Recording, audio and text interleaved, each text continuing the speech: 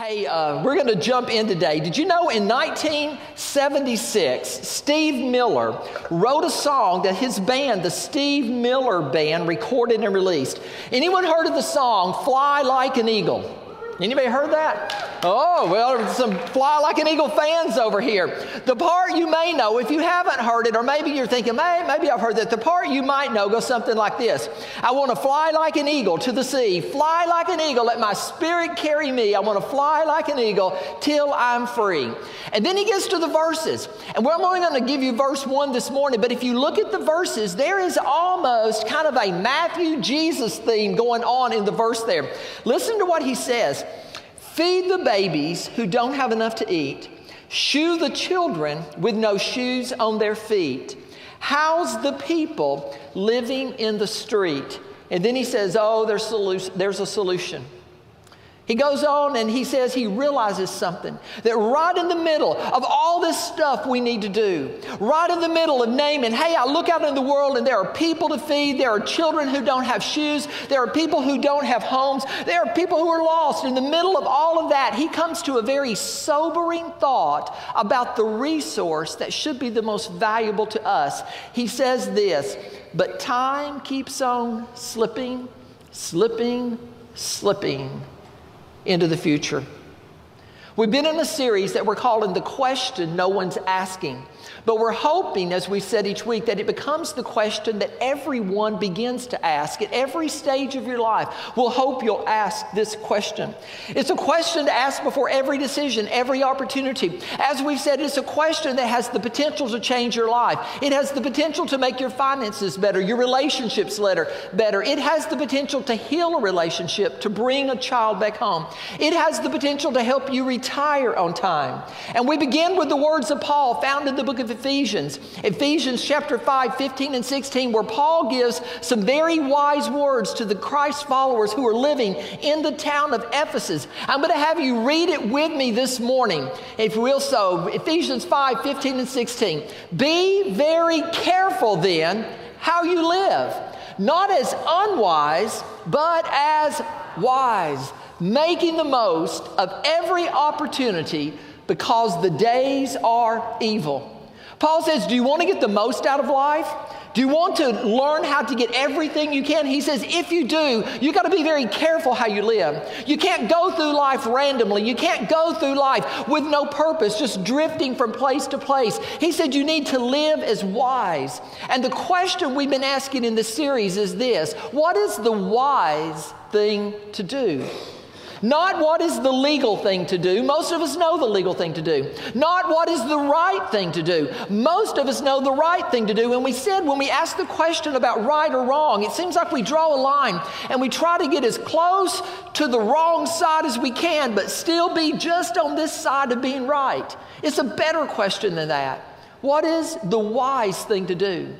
And we ask you to ask that question in light of 3 places in your life. The first one was your past. In light of your past, what's the wise thing to do? Because you see, your past is different than my past. My past is different than your past. So in light of my past, in light of what I've struggled with, in light of the things that have gone on, what is the wise thing for me to do today? In light of my current situation. In light of, hey, we just graduated from school. In light of, hey, I'm going to be away from home for the very first time. In the light of, I just got married. In light of, we're going to have a baby. In light of, man, it's that season of life and our kids are gone and we're retiring. What's the wise thing to do today? And we said in light of our future hopes and dreams. In light of the person you want to be one day. In light of the person you want to marry one day. In light of the kids you want to have one day, in light of what you want to tell the person you want to marry one day, in light of when you want to retire and how you want to retire, what's the wise thing for me? Not everyone.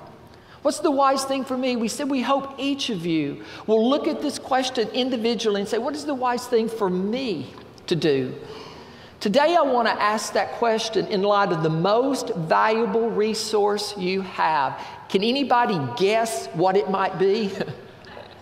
That was kind of pitiful. Your time. And in a minute, we're going to tell you why it's the most valuable resource you have. But I've showed you 2 pictures before. I want to make sure I've got them in order, and it could have been very messy, but I decided not to make it messy. This represents the date of your arrival on planet Earth. We could have had a graphic picture, but we decided against it, so some of your kids might be in here. But this represents the date of your arrival on planet Earth. And this one over here represents your death. That was a lovely thing for you to come and want to hear on Sunday morning, isn't it? We're going to talk about from birth to death. What are we doing? Where are we going to go? And you know, if we're lucky, what do we have? 70, 80 years between here and here? And if we're really lucky, maybe 100, to be 100 but not, to have all my faculties about me, that would be pretty good. But to be 100 and not be, so 50, 60, 70 years are good, but 80, 90, wow. Trent started off this series with a measuring tape, and he had you tear off part of this. He had you tear off, I think the first part was about how long you would live. Is that right? Oh, your current age. Well, I've modified it just a bit for my current age. I went, and I'm going to tell you how to do this. Do you know that you can tell?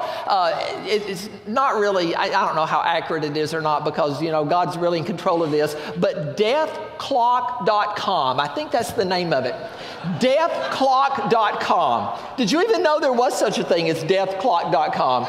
You can go there, and they will tell you about how much time you have left. Well, according to all my answers, they estimate that I'm going to live to be about 89 years old. So that's where I tore mine up right here, Trent. They said, you're going to live to be about 89 years old. Well then, if I'm thinking right, we want to look at how much time do I have left. So I went to deathclock.com to look at what time I have left. Deathclock.com estimates that my estimated time of departure from this world is actually Friday, October the 27th, 2051. That's the date you will no longer see me anymore. I will be gone by that date. So that means I've got 32 years left. So out of all my time, I went up 32 years. So here's what I've spent. Here's what I have left. 32 years on here. What am I going to do with my time? Have you ever found yourself asking the question, what time is it? What time is it? I think all my life growing up, I never wore a watch. So everywhere I would go, what time is it? When I was in school, I was so glad they had a clock on the wall. What time is it? Is it about time to get out? Later on, as I grew up, I bought a watch. And sometimes I even forget that I have a watch on, and I'll look around and I'll say, what time is it? I would go and refer to my phone, but I'm always leaving my phone in different places. So if any of you know me, I ask a lot, what time is it? I got to be somewhere. What do I have to do? What time is it? But the older I've gotten, I've changed the question a bit. The older I've gotten, the question has not been so much, what time is it? But the question has become, where did the time go? Do any of you who have kids who are graduating from high school, have you found yourself asking that question this week? Where did the time go? Where did the time go? I mean, last week was Mother's Day, and I think, wow, it's Mother's Day again. It's baby day here again at Northville. And I remember a year ago thinking, I'm going to make a commitment this year. I'm going to spend more time with my mom. I'm going to go down there. I'm going to make the trek. I'm going to see her more. But then all of a sudden, it's Mother's Day again, and I'm thinking, where did the time go? And did I live up to that commitment? If you're looking at Christmas again this year, as Christmas comes about, how many of you, if you're my age and older, you will be saying, Christmas got here so soon? I mean, it wasn't like it snuck up on me, because Walmart and Cracker Barrel and all those places will be reminding me that Christmas is coming right before Halloween of this year. They'll be saying, it's on the way, it's on the way. So it's not like it's going to sneak up on me, but Christmas will get here, and I'll look back and I'll say, wow, it seems like the time just flew by. Does anybody but me say that?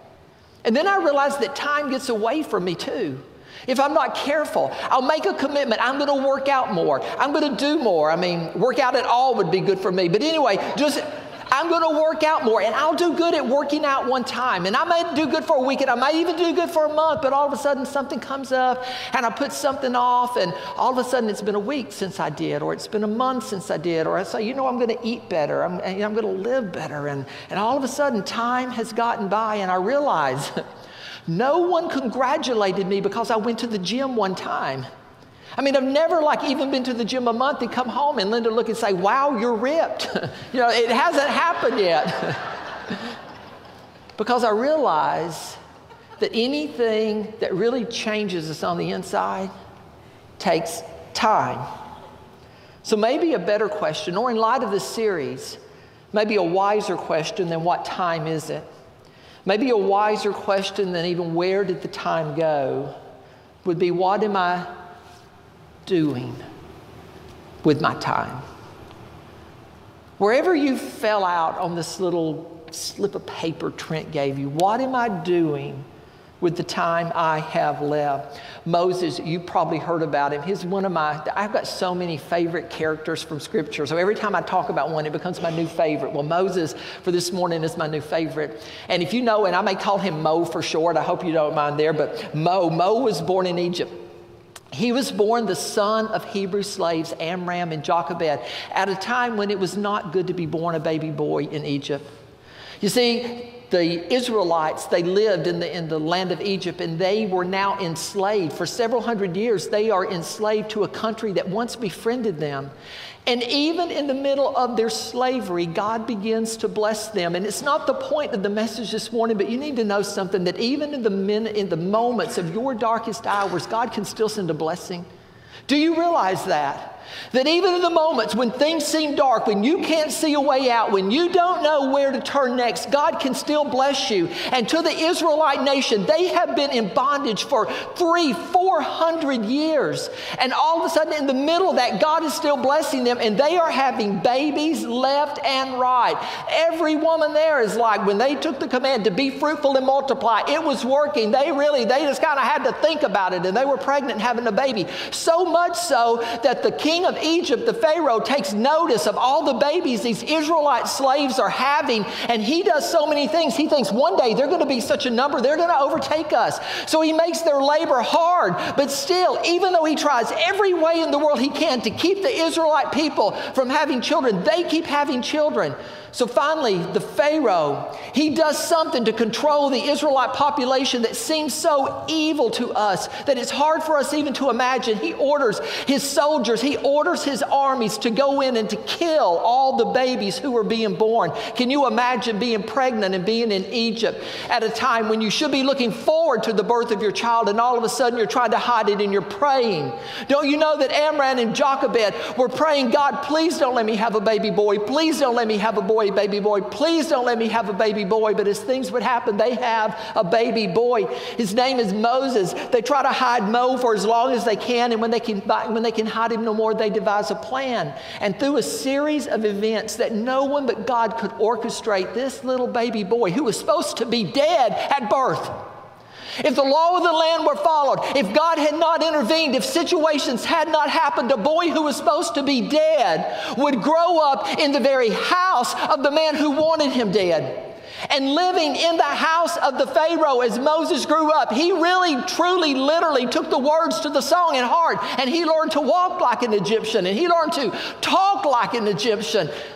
But at his core, he was the son of a Hebrew slave.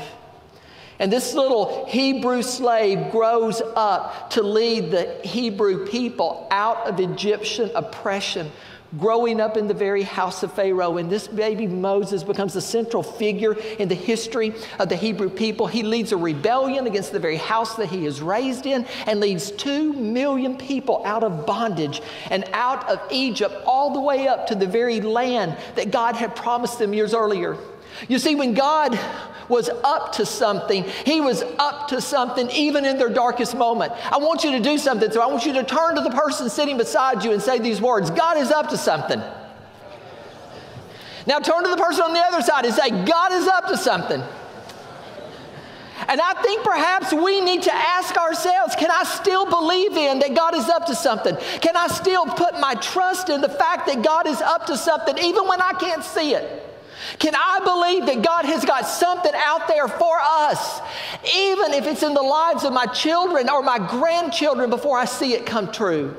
Last week we sang a song. It's called Through It All. One of the verses in the song go like this: far be it from me to not believe, even when my eyes can't see. that this mountain that's in front of me, I don't know why I'm getting emotional just saying the words of this song, will be thrown into the midst of the sea. So I've had some times in my life where I've had mountains I've wanted to be moved. And I love the sentiment of that song, far be it from me. I mean, I serve a mighty God. Far be it from me to not believe that even when these eyes can't see, that the mountain that's in front of me will one day be thrown into the midst of the sea. And you know what? I would like somebody to be, maybe I'll just start with me. Sometimes I do it over here. The next time we sing that song, would you just clap when we get to that point? Would you just give God a standing round of ovation because of that? That there is coming a day, even though I can't see it, and even though I can't believe it, that He is going to do something so miraculous. I mean, we clap at everything else. And yet sometimes when we sing some of the most poignant words, I think it's why the Hebrew writer said that without faith, without trust, it's impossible to have this relationship to God. Well, this Moses writes something, and it's a song, it's a poem, and it's a poem that we don't find in the books that we would normally associate with Moses. Because normally when I'm talking about Moses, I'm thinking of the first 5 books of the Old Testament. I'm thinking about Genesis, Exodus, Leviticus, Numbers, and Deuteronomy. But do you know that Moses writes a song that King David puts right in the middle of the Psalms? That when I look at the Psalms, who do you generally think about? King David. And right in the middle of King David, there's a little bit of Moses thrown in there. And Moses writes something that we find in the book of Psalms. And when he does this, he says he's going to talk about time, and he's going to give us a framework about time. And he deals with not the question of what time is it? Not the question of, where did the time go? I'm getting older. But he deals with the question of what am I doing with my time?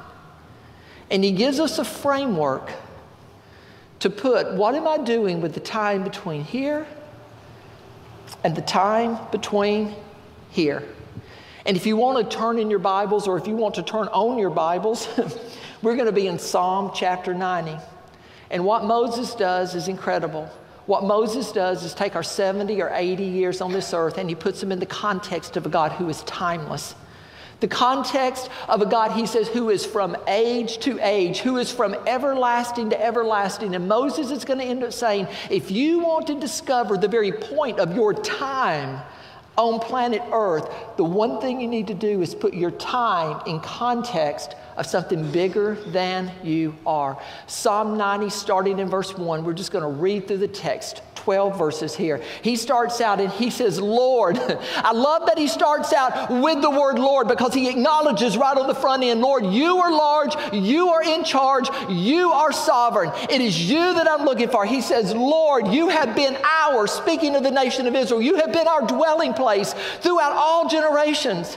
Lord, he says, I know that you have been in charge. He says, I know that you have been the one that has led us on a journey. When we left Egypt, we had nothing. We had nothing. And all of a sudden, you gave us everything. You gave us all the riches of Egypt. And we carried them on our backs, and we carried them on the backs of our camels. And when we were in the desert, we had nothing, God, except a promise that you were bringing us to a home. And guess what? Even when that home was temporary, you came and you made your home right in the middle of us. God, you became our dwelling place. And then he says, before the mountains were born, God, or before you brought forth the whole world from everlasting to everlasting, you are God. Moses says, God, I know something about you. He says, this is what I know about you. Before I ever got to this point, there was an everlasting on this side of it. And I know another thing about God. Moses would say, when you get to this point, there's going to be a forever on the backside of that point as well. And I like to put my own name in there when I can. To me, he says this, before you were born, Tom. No. It's bigger than that. Before anything that you see, Tom, even existed. Before there was a planet Earth. Before there were stars in the sky, before I looked at the Pacific Ocean and put it into place and said, ocean, you can come this far and no further. These are your boundaries. Before any of that came into being, he says, Tom, you need to know something. There was a God. And he says, Tom, here is you. Here's your starting point. Here is your ending point. And you thought it was all about you. And isn't it easy to think that it's all about us? Because if we're not careful, we make it all about us, don't we? If you have children, when the children are born, it's all about them, isn't it? I have a little grandson, Eli, and it's still all about him. And if we're not careful, we grow up with this mentality that it's all about us. But at some point, I have to come to the realization, and usually it doesn't happen till I get older, that there was something bigger out there I should have been working for. That just maybe the time between here and here wasn't so much about me. That just maybe the time between this end and this end, maybe I wasn't dropped in on the planet for everything to revolve around me, but maybe I was dropped in on part of something that was already going on, like forever on that side and forever on that side. So maybe the bigger question, the wiser question is, in light of everlasting to everlasting, what should I do with the time right here? And Moses begins not with Moses. Moses begins with where you and I should begin, by saying, Lord. And if you want to make the most out of your life, you have to understand our context of little bitty in between forever. He goes on, and listen to what he says, verse 3. He says, you turn people back to dust, saying, return to dust, you mortals. And if they made a movie just about that line right there, that would be like the pinnacle part of the movie. That would be the guy standing on the cliff, the avenger at the very end, and the enemy is coming, and he stands and he puts his hand out and he says to all the enemies, return to dust, you mortals. And while that may be a little bit strange to think about, what Moses is saying is this: no matter how big you think you are, and no matter how good you think you are, no matter how great you think you are, in the end, you're going back to dust. Do you know that? And Moses, although he would never have said it about himself, Moses had some pretty big accomplishments. I mean, Mo led 2 million people out of the land and had them in the desert for 40 years and led them right up to the land God promised him. Mo wrote 5 books that become part of a volume of books we call the Bible, that becomes the best-selling book in all of literature. 7,000 years after Moses was on planet Earth, we're still talking about him. Do you realize that in the lives of 90%, studies say, 90% of you will not be remembered by your great-great-great-grandchildren. 60% of you will not be remembered by your great-great-grandchildren. So Moses is looking and says, in light of all of that stuff, and I could say I've done a lot of stuff, in light of that stuff, don't be thinking, get on with your bad self, because you ain't so bad. He said, in light of all of that, you need to really realize that you are but a blip on humanity. And no matter how great or popular or how much influence you think you have, Tom, in the end, you are simply dust. Moses says, I was prince of Egypt, leader of Israel, yet I realize that I only have purpose if I put my story inside the story of God. If I'm trying to make my time about me, he says, there is nothing. In fact, he goes on and he says, 1,000 years in your sight are like a day that has just gone by. 1,000 years, he says, is like a day that has just gone by. 1,000, can you imagine how long 1,000 years ago? Do you know that in half of that time, just over 500 years, is when Columbus landed on the shores of America? He says, if you want to put your life in perspective from a God perspective, he said, just take yourself back in time to the day that Christopher Columbus sailed on his ship and landed on the shores of this country. God says, that was a morning for me. That was a good morning. And then I got to come all the way back to the present day to get 1,000 years. And he goes on, and Moses says, no, you know, it's really even more than that. It's not even that long. He says 1,000 years to you is like a watch in the night. A watch in the night. That may not mean much to you, but a watch in the night is how they would divide up the night, and they would stand guard over their castle or over their army or over their sheep, and they would take different watches, and a watch would be 3, sometimes 4 hours. And Moses is looking to say, and he says to God, hey, 1,000 years is like what, 4 hours? And Mo was like, yeah, that's what I'm saying in the song that I'm singing. So if you look at your life from the time frame, if you want to say, hey, I'm going to live to be 100 years old in God time, you know what 100 years old, if I take that equation that to God really 1,000 years is like 4 hours of my life, if I live to be 100 years old, to God that's like 24 minutes. 24 minutes. He says, man, it goes by so fast. Do you see why James says your life is like a vapor? It's here, but then it's gone. I heard a story about a man speaking to God, and he was praying. He said, God, is it true to you like 1,000 years is like a minute? God said, yeah, it's true. 1,000 years is like a minute. He said, oh, and is it like a penny is like $1 million to you? And God said, yeah, like a penny is like $1 million to you. And the guy says, hey, well, could I have a penny? And God goes, yeah, sure. Wait a minute. Anyway, in the context... In the context in which Moses was my time on earth and your life on earth, he says, in the context of everlasting to everlasting, Tom, your life will be over before you finish this message. And if you could only realize that if you're living for you, you don't have enough time to live to do that. He goes on, verse 5, yet you sweep people away in the sleep of death. They are like new grass of the morning. In the morning it springs up new, and by the evening it is dry and withered. And again, it's just strange language for him to say, do you not realize how short your life is? It's like grass that comes up overnight and the sun comes out and it's gone. And he's not saying your life doesn't matter. What he is saying is this: if you want your life to matter, you got to put it in a context of time. And you don't have enough time to make your life matter by yourself. You better plug into something in your time.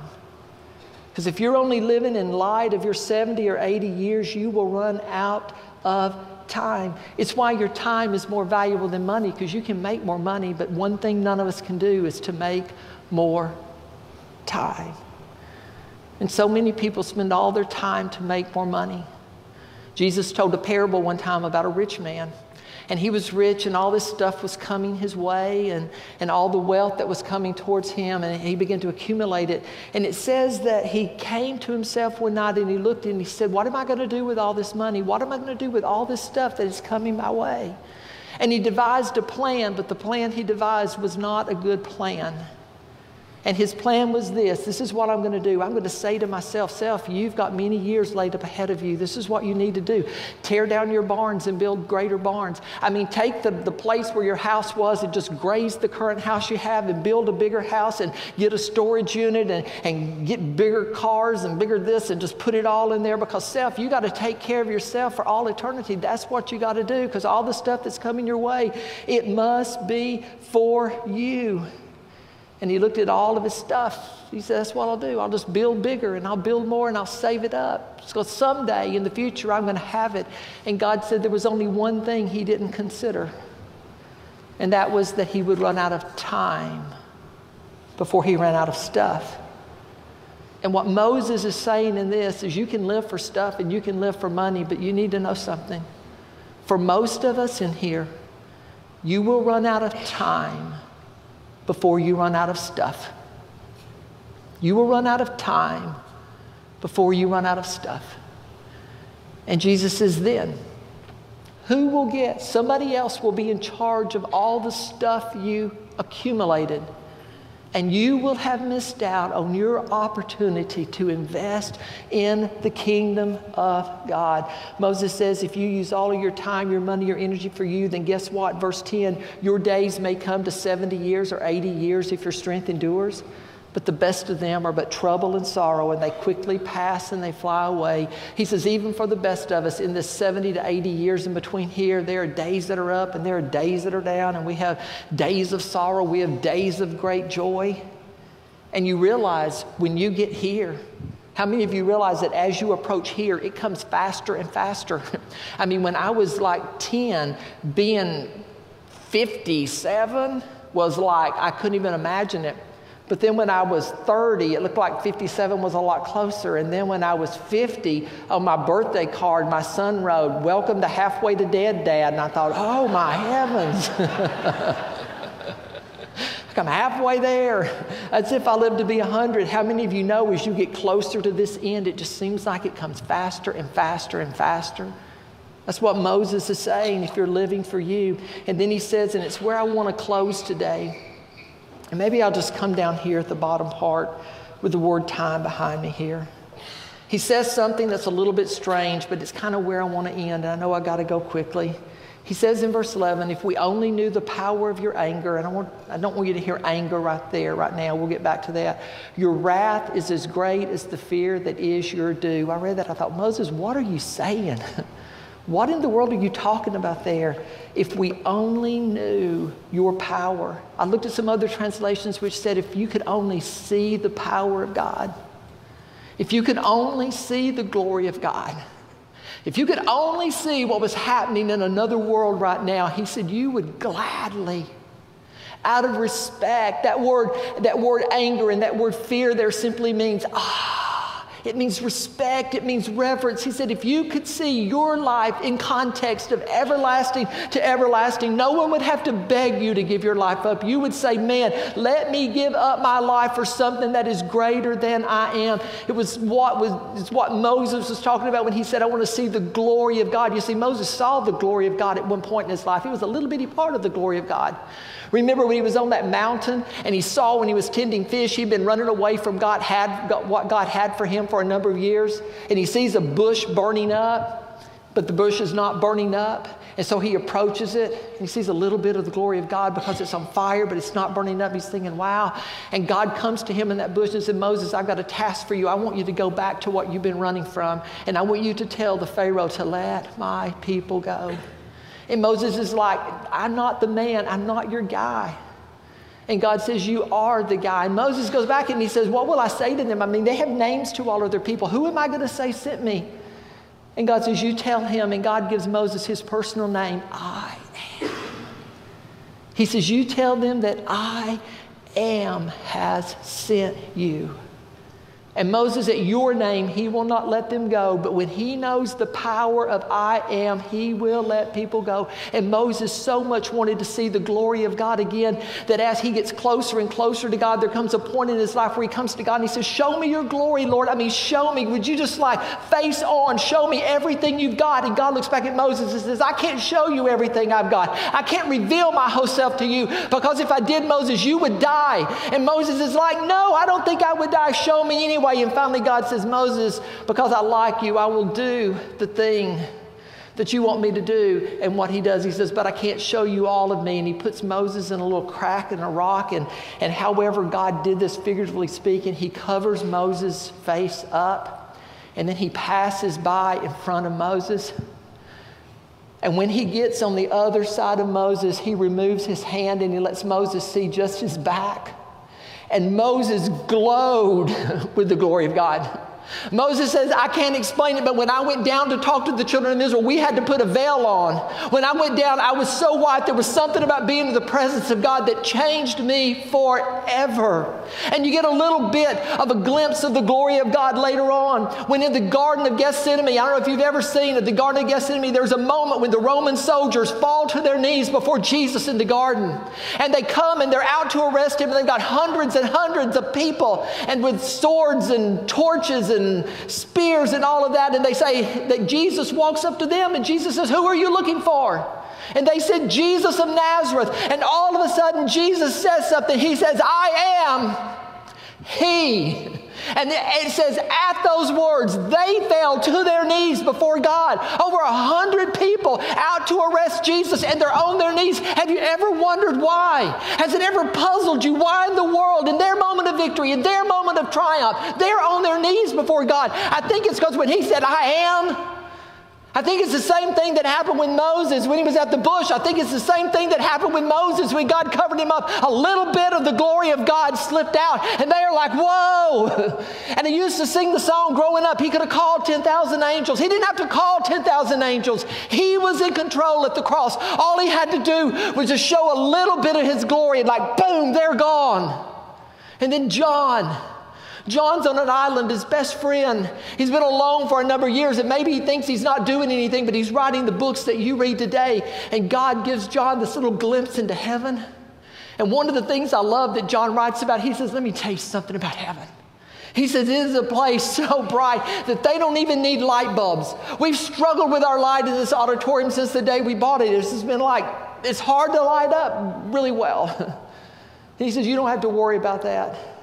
You don't have to worry about LEDs. You don't have to worry about spotlights. You don't have to worry about this. He says, let me tell you what I saw. He said, I saw the Lamb of God, and he was in the middle of the city, and just his presence lit up the whole place. So much so that there's not even nighttime there because the glory of God is so bright. It would prompt him to write in his book, in the beginning was the Word, and the Word was with God, and the Word was God. The same was in the beginning with him. All things were made by him, and without him there was not anything made that has been made. In him was life, and that life was the light of all mankind. And Moses says, if you could just for a minute get a glimpse of what God has for you, of what God has for this world, you would not worry so much about spending all of your time between here and here for you, but you would gladly, on your knees, in awe and reverence, and maybe even a little bit of fear, offer it up to a God who makes everything possible. So he says in the end, I got to go. Teach us to number our days so that we may have a heart of wisdom. He says, teach us to look at that little bitty amount of time you have left and number them so that you may gain a heart of wisdom. You've already numbered your days. Do you know that? Those of you who just graduated, you've been numbering your days for about 30 days, 20 days, 10 days, and I'm there. If you're getting married, you've already numbered your days. When we got married 60 days before, Linda was sending me notes. Hey, 60 days till we get married, 50 days till we get married, 30 days until I'm married to the most gorgeous hunk of guy I've ever seen. I should have saved that one. And if you're a parent of a kid who's in school, you're about to start numbering your days, 64 days till school starts back. And Moses looks and he says, hey, do you want to live a life of wisdom? Moses ends his little song with a prayer. And he says, teach us, God, to number our days, to number our time, so that we will make the most of the time that we have left. So, hey, in light of your past, in light of where you are today, and in light of what God wants to do through each of you, what is the wise thing to do with the time that you have left on planet Earth?